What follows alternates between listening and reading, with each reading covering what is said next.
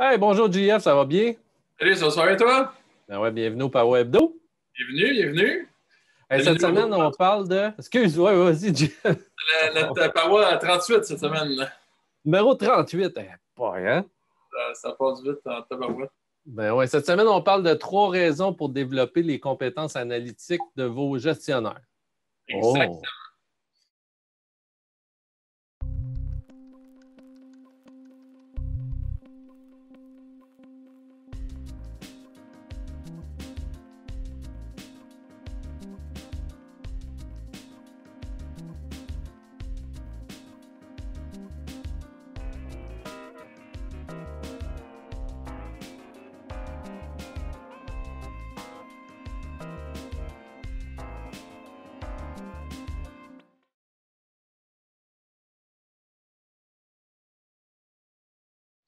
Donc, on essaye une petite nouvelle chose aujourd'hui avec le diaporama en arrière-plan sur le côté pour être plus immersif.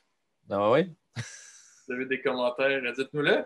Ben, c'est un sujet qui est super intéressant. On se demandait, en fait, tu sais, des fois, on discute puis on se demande le pourquoi qu'on voudrait pousser un peu les compétences analytiques de vos gestionnaires.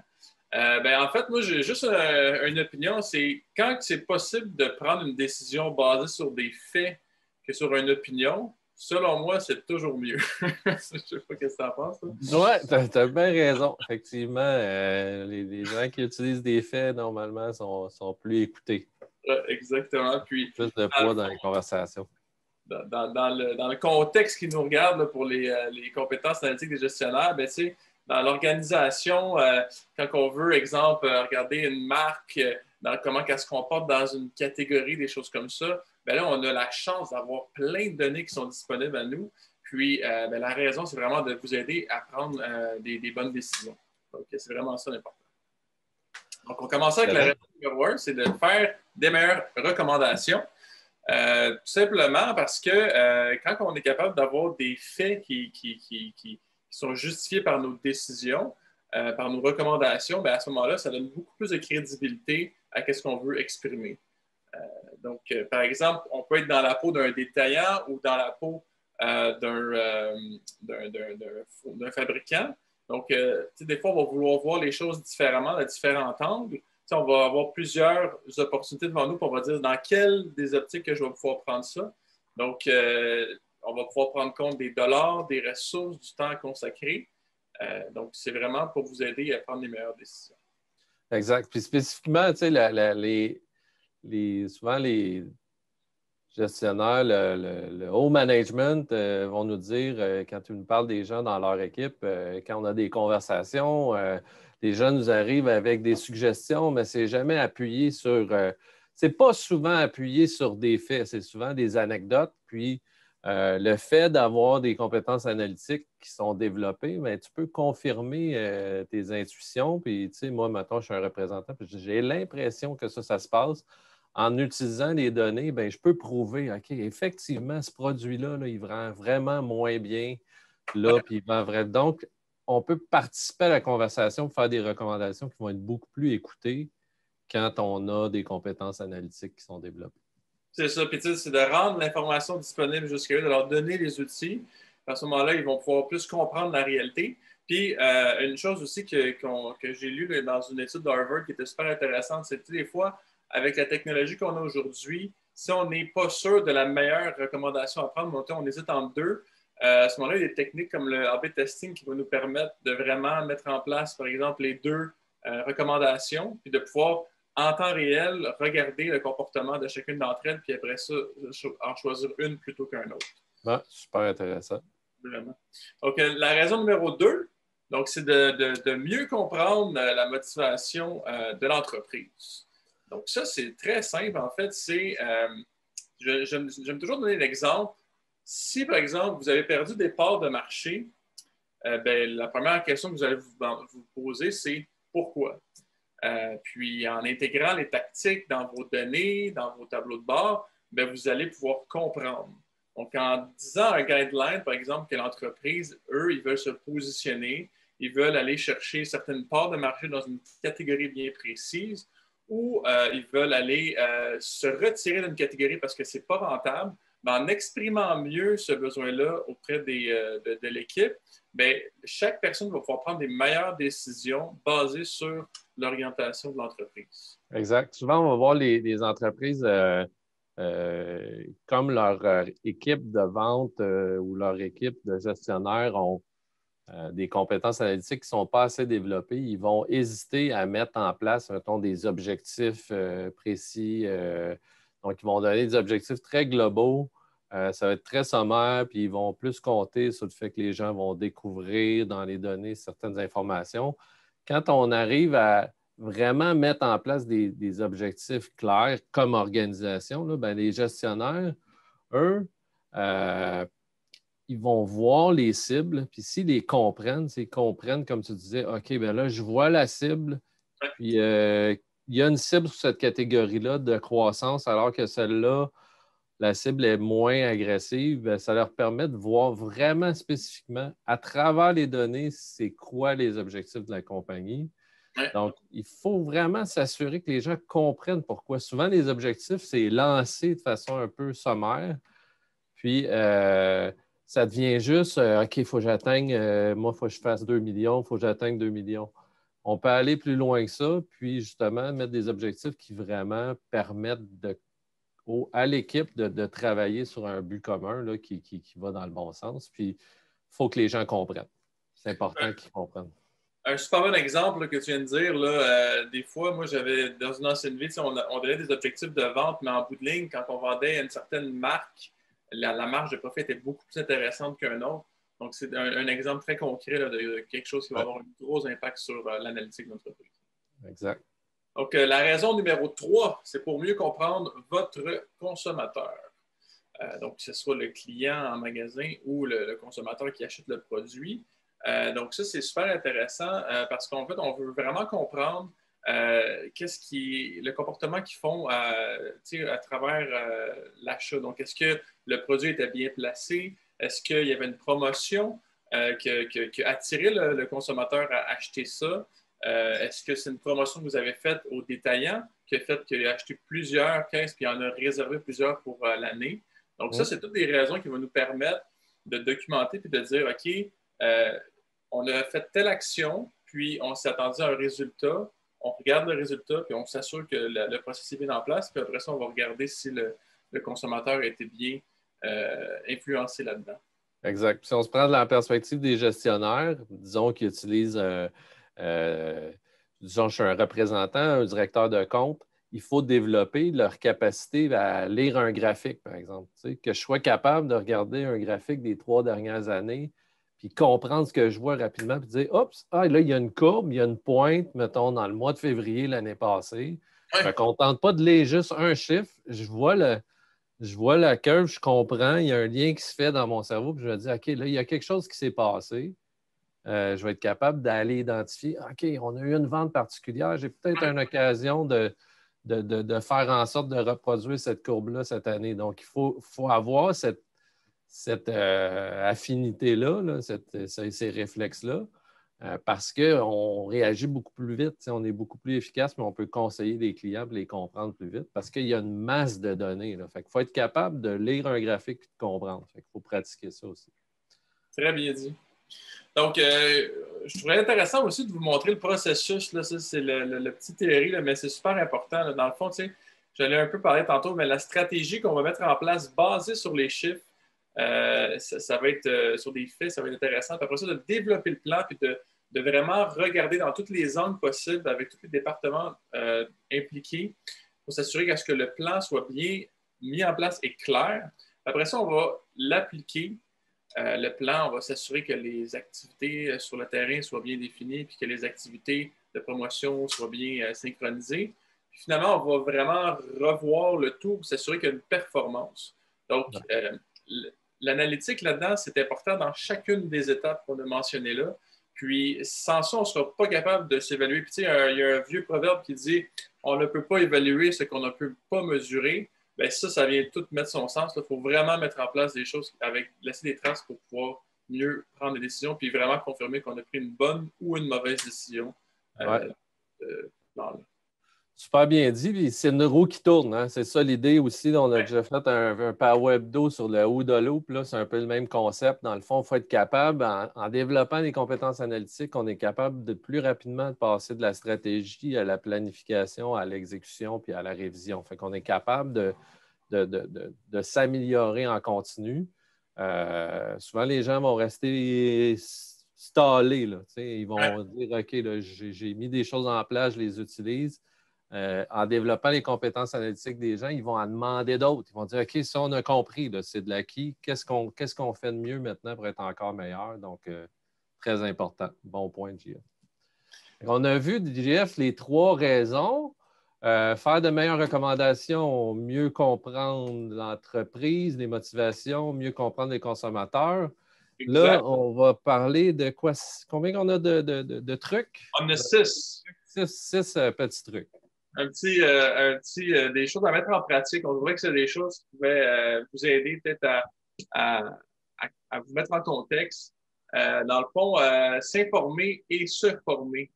Ça, c'est quelque chose qui va vraiment être important dans le contexte de développer son côté analytique. Tout simplement pour se mettre à jour puis de comprendre les nouvelles technologies qui s'offrent à nous puis de pouvoir vraiment avoir le plein potentiel qui est disponible sur le marché. Exact. Puis il y a plein de façons faciles, hein. Vous pouvez envoyer des liens vers des Power Hebdo à vos employés. Il y a plein de formats maintenant. Les gens ne sont pas obligés de lire des livres, des briques qui prennent. Tu sais, souvent, les gens, il faut que ça aille vite, sont habitués de consommer du contenu rapide. Nous, par exemple, on a un Power Hebdo sur l'intelligence artificielle. Oui. Vous pouvez envoyer ça, les gens vont aller voir ça. Puis c'est un sujet qui va peut-être les motiver à essayer de comprendre, OK, les technologies peuvent nous permettre de faire ça. Donc, il faut penser un peu à... Bon, je suis en train de devancer le point 6, là, mais il faut amener les gens à s'intéresser au sujet de l'analytique parce que ça va faire une différence sur les résultats dans l'entreprise. Puis, il y a plein de formats.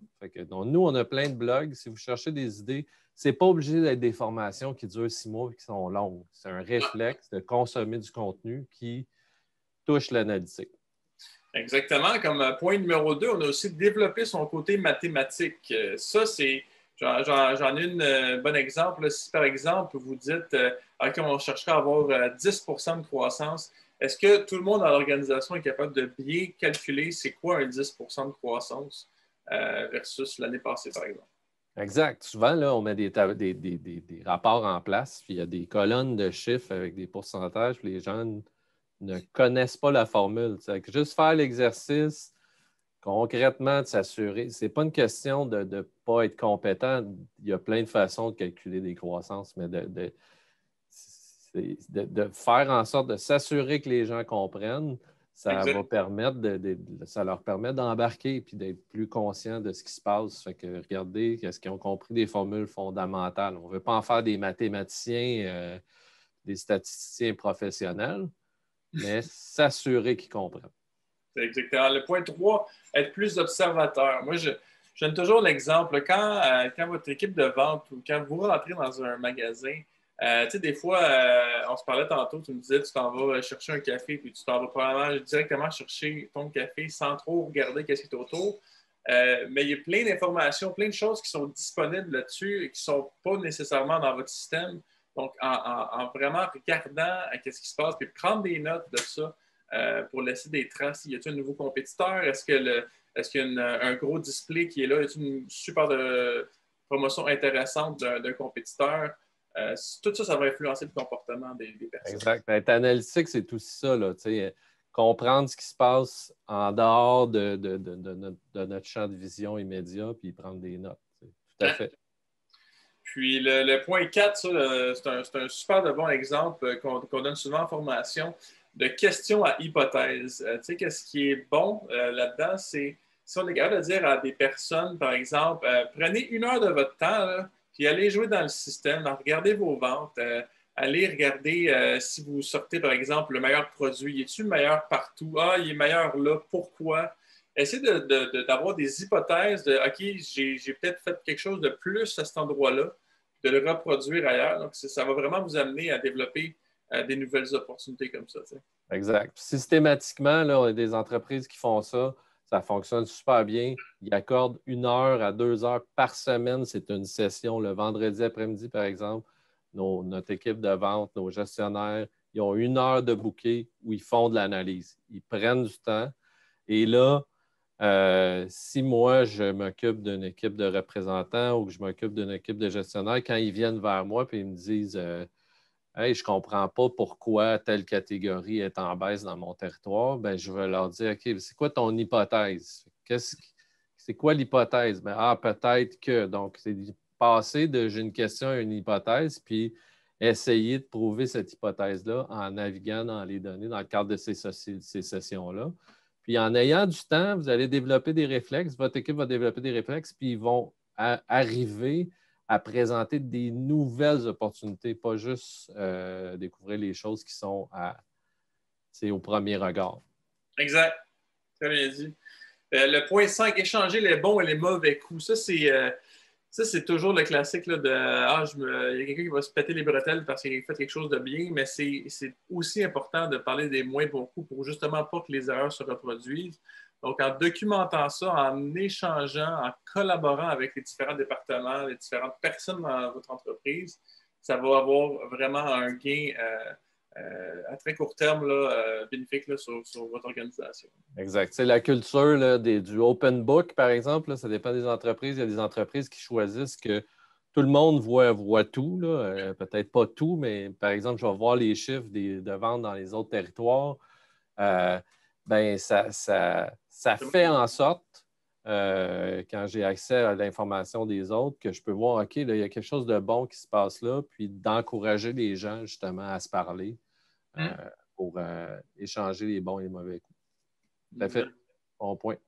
Puis, finalement, le dernier qu'on a un peu parlé au début, c'est de penser à l'extérieur de la boîte.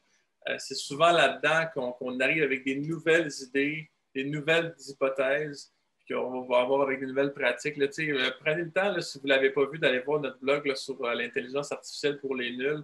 Il y a un exemple là-dedans super intéressant de Spotify sur comment eux, ils ont vraiment pensé à l'extérieur de la boîte, puis ça fait qu'ils sont rendus où ils sont aujourd'hui. C'est pas un hasard. Là. Ils ont travaillé pour, puis ils ont pensé à l'extérieur de la boîte, puis ont emmené quelque chose de nouveau dans le marché.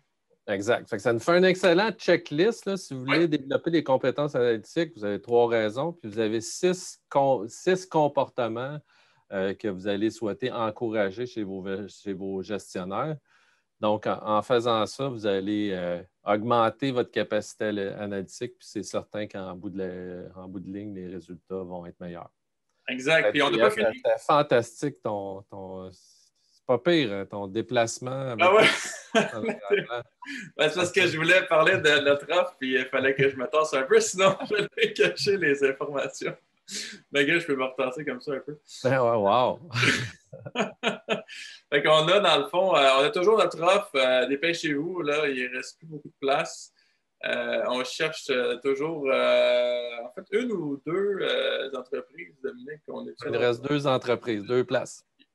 Donc, si c'est votre cas, est-ce que vous êtes un agent des fabricants, des distributeurs de produits, si votre chiffre d'affaires est de 1 à 5 millions, si vous êtes 10 à 300 produits, au moins 20 clients, donc ça va nous faire plaisir de vous parler, de regarder ce projet-là. C'est un projet qu'on a mis beaucoup de temps, puis je pense qu'il va avoir une belle valeur. Je ne sais pas si, Dominique, tu veux racheter ton petit grain de sel. Oui, en fait, c'est l'implantation de la solution Power Analytics connectée sur vos données. Donc, on fait un arrimage sur vos données, on fait des sessions de formation, 2 sessions de formation gratuites, une période d'essai de 14 jours. Donc, vous pouvez vraiment propulser là, votre capacité analytique super rapidement avec une solution qui est déjà construite, sur laquelle on a investi beaucoup de temps. On a déjà 2 implantations de presque terminées. Ça fait presque 3 semaines qu'on a mis notre programme en ligne. Donc, c'est très rapide entre le moment où vous démontrez votre intérêt et le moment où on implante. Donc, on vous encourage à partager. Donc, JF, merci. C'était le fun de parler de ça avec toi. C'est tout, je pense, qu'on a fait le tour de notre sujet pour cette semaine. Absolument, Dominique. C'est toujours un plaisir. Puis écoute, on espère que vous avez aimé. Laissez-nous des commentaires, des suggestions. Ça nous fait plaisir. Puis sinon, on se revoit la semaine prochaine. Hey, salut, JF. Bye tout le monde.